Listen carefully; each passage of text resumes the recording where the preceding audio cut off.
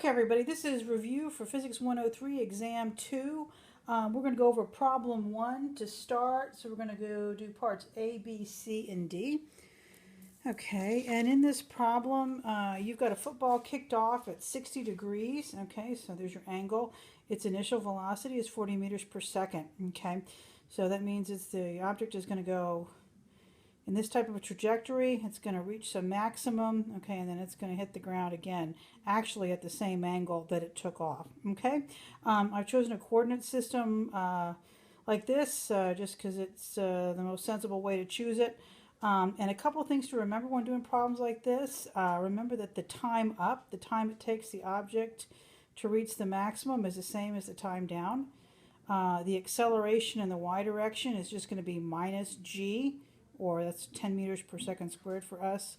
The acceleration in the x is 0, okay? So that means that the velocity in the x direction is always the same value as the initial velocity in the x, okay? All right, so let's get started.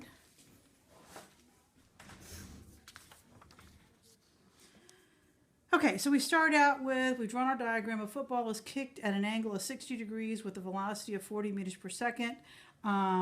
They want us to calculate the horizontal component of the ball's initial velocity. Okay, so let's just, again, draw our diagram here. We're 40 meters per second.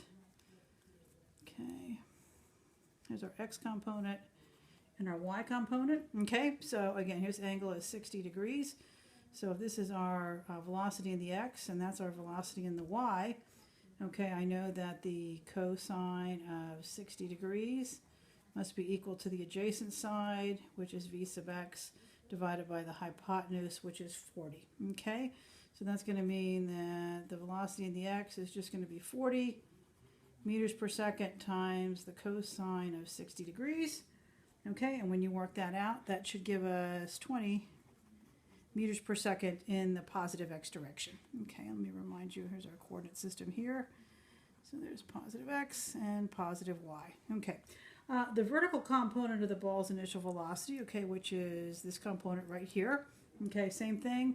The sine of 60 degrees has got to be the opposite side over the hypotenuse, which is going to be our v sub y divided by 40 meters per second. Okay, so that's going to give us v sub y is 40 meters per second times the sine of 60 degrees. Okay, and when we calculate that out, I get 34.7 meters per second. I will go ahead and round up to 35 meters per second. And that's going to be in the positive y direction. So I'm just going to call that positive y hat. Okay. All right. Next question is part C, time it takes the ball to reach the maximum height. Okay. So let's go back, and that's talking about how long does it take for the ball to get to this point. Okay. And remember, when we get to that point in the trajectory, the velocity in the y direction is 0.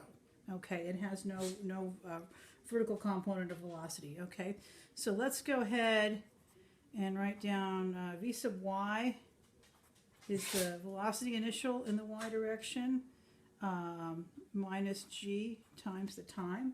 Okay, so I know that my velocity at that point is 0. Okay, I know my initial velocity in the y was 35, so it's going to be 35 meters per second minus gravity, which we'll say is going to be 10 for you guys, 10 times the time. Okay, now the time is what I would like to know, so I can easily solve this. I've got 10 times t is equal to 35, or that the time must be equal to 35 divided by 10, and that gives us a time of 3.5 seconds. Okay, and remember that's the time just to get up to this point. Okay, all right, maximum height. Okay, so again, at maximum height, okay, our velocity in the y is 0. Okay, our initial velocity, or excuse me, our initial y position was 0. Okay, so I can write this equation. I know that y max is y0 plus velocity initial in the y times the time, we'll say minus 1/2 g t squared. Okay, so my initial y position was 0. My initial y velocity was 35 meters per second. Okay, the time it took to get up there was 3.5 seconds, minus 1/2 10 times 3.5 squared. Okay, so I can go ahead and calculate that all out. Let's take a double check. 0, 35, 3.5 minus 1/2 times 10. Okay, and we go ahead and calculate that out. We find out that our maximum y position, or our height in the y, is 61.25 meters. Okay, alrighty, 61.25 meters. All right, and there's also another equation you could have used. You could also use y is velocity final in the y minus velocity initial in the y, both of those squared, divided by 2 times gravity. Okay, and if you plug and chug, you should get the same answer. Okay.